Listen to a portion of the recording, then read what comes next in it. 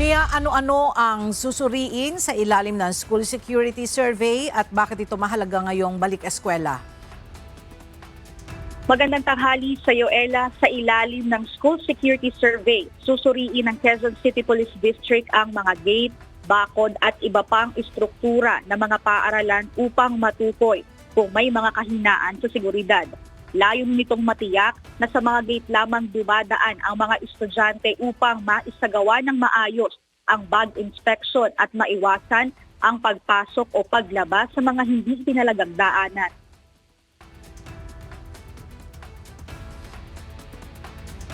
Kasi paalala po natin sa mga nakaraan na balita is parang yung nangyari po doon sa incident sa Tacloban is ang mga estudyante doon ay sa pader dumaan, hindi po sa gate.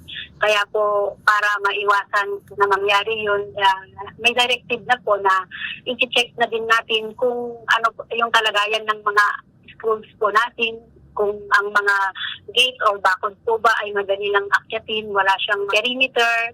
Kasi ang dapat po na daanan lang ng mga estudyante ay sa gate para po ma-check kung ano po yung mga dala nila. Kaya kailangan talaga na magkaroon ng survey para makita yung mga schools na kailangang ayusin.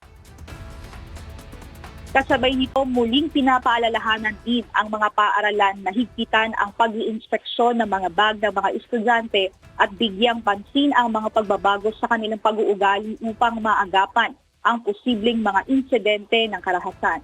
Ayon pa sa QCTV, kapag may natuklasang mga kakulangan sa seguridad, nakikipag-ugnayan ang pulisya sa Department of Education, LGU at iba pang kinauukulang ahensya para maisagawa agad ang mga kinakailangang pagpapagawa at interbensyon. Yan muna ang update. Balik sa iyo, Ella.